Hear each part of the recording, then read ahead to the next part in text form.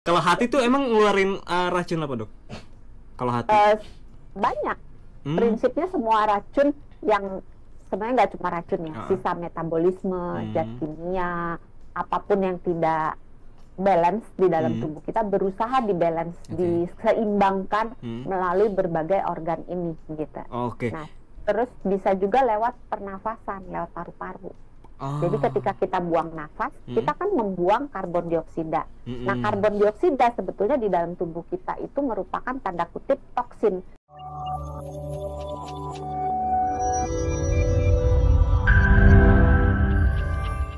Sebenarnya apa sih yang dimaksud dulu sama detox, Dok, secara medis? Sebetulnya kalau dicari istilah detox secara langsung itu di dalam tubuh kita itu sudah melakukan tanpa bantuan jus atau suplemen atau apapun dari luar. Tubuh kita secara otomatis mempunyai beberapa lapis, beberapa organ yang bisa berfungsi sebagai detox gitu, alat untuk detoxnya. Apa tuh kalau di tubuh tuh? Organnya, coba tebak. Organnya adalah lambung. Salah satunya. Oh, salah satu, bener ya? Jadi, bener. Jadi usus.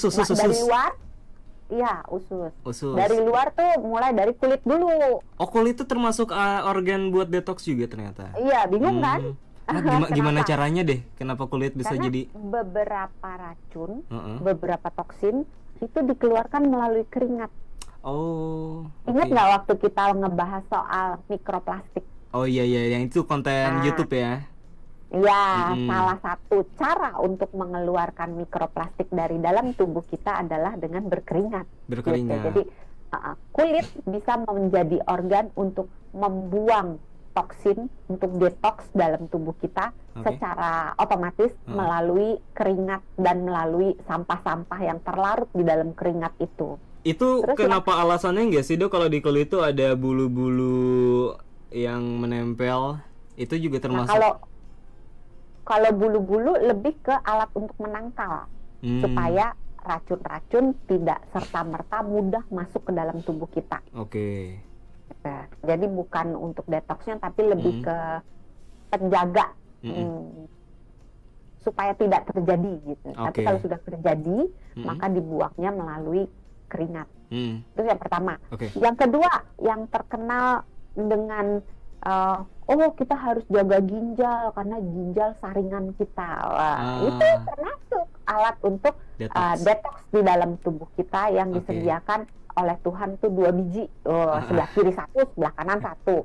Nah, ginjal itu menyaring sebenarnya nggak cuma toksin ya, tapi berbagai chemical, berbagai zat kimia yang mungkin masuk ke dalam tubuh kita melalui saluran pencernaan, saluran pernafasan, melalui berbagai cara masuk, dan itu bisa dikeluarkan melalui ginjal, melalui berkemih alias lewat urin. Termasuk yang topik mikroplastik, masih ingat gak?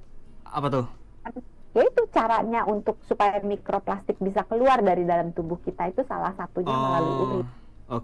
Yang mana itu ditugasnya sama ginjal ya? Iya, makanya kalau kita tinggal di tempat yang banyak toksin, banyak polusinya, terus kita makannya juga nggak bener, makannya banyak zat-zat kimia yang membuat tubuh kita harus bekerja keras untuk mengeluarkan toksin, maka salah satunya yang menderita ya si ginjal ini. Organ lainnya? Tebak. Tadi udah kan lambung kata saya. Saluran pencernaan. Jadi kalau saluran pencernaan keluarnya melalui pup. Karena yang dibilang toksin itu sebetulnya ada 2. Toksin yang dari dalam tubuh kita maupun toksin yang dari luar. Kalau toksin yang di dalam tubuh kita itu merupakan sisa-sisa hasil metabolisme. Jadi tubuh kita kan masak dalam tanda kutip kan untuk bekerjanya seluruh sistem. Nah, dari sisa masaknya itu ada sampah-sampahnya. Nah, sampah-sampahnya bisa dikeluarkan melalui berbagai cara. Salah satunya melalui buang air besar. Termasuk mikroplastik juga tuh. Bisa keluar melalui buang air besar juga, walaupun tidak signifikan ya, tapi merupakan salah satu jalur untuk mengeluarkan sisa-sisa toksin-toksin, semua benda-benda yang bisa membahayakan tubuh kita, berbagai zat kimia keluar melalui situ. Termasuk juga lewat hati. Lewat hati itu racun-racun apa tuh? Racun cinta. Racun ketebak tuh, mancing. Saya mancing sengaja. Iya, yang kena racun baru minggu lalu kena racun gitu kan. Hari ini detox ya, makanya temanya detox ya. Bener. Kalau hati tuh emang ngeluarin racun apa, Dok? Kalau hati? Banyak. Prinsipnya semua racun yang sebenarnya nggak cuma racun ya, sisa metabolisme, zat kimia, apapun yang tidak balance di dalam tubuh kita berusaha dibalance, diseimbangkan melalui berbagai organ ini gitu. Nah, terus bisa juga lewat pernafasan, lewat paru-paru. Jadi ketika kita buang nafas, kita kan membuang karbon dioksida. Nah, karbon dioksida sebetulnya di dalam tubuh kita itu merupakan tanda kutip toksin, karena nggak berguna kan. Iya, makanya kita bisa keracunan karbon dioksida kalau kita terlalu banyak. Apalagi karbon monoksida lebih parah lagi gitu. Jadi kita sendiri punya berbagai mekanisme untuk melindungi tubuh kita dengan cara itu tadi. Nah, kulit, paru-paru, saluran pencernaan, ginjal, dan hati.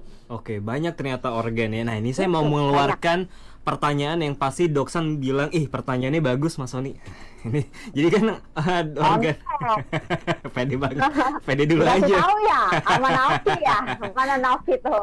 Kita kan udah punya organ sendiri nih untuk melakukan yang namanya detox. Lantas kenapa orang-orang di luar sana masih mencari cara lain untuk detox, termasuk minum jus hijau ini, Dok? Apakah kurang nih si organ-organ ini untuk melakukan detox? Karena masalahnya gini, yang pertama, orang itu tidak percaya, tidak tahu, tidak paham, gitu kan, termakan iklan, kebawa temen, gitu kan. Nah, yang kedua, memang pada dasarnya tubuhnya itu sedang mengalami gangguan di salah satu dari organ-organ tersebut, atau memang gaya hidupnya begitu buruknya, tempat tinggalnya, lingkungannya begitu buruknya, sehingga toksin yang terkumpul itu begitu banyaknya. Jadi membutuhkan bantuan dari luar. Dan termasuklah ini yang salah satunya lagi jadi tren itu jus hijau. Emang bener nggak sih, Dok, kalau jus hijau itu bisa benar-benar bisa mendetoks tubuh atau cuma tren aja gitu? Ya tergantung sih hijaunya. Hijau apa? Kalau hijaunya bikinnya dari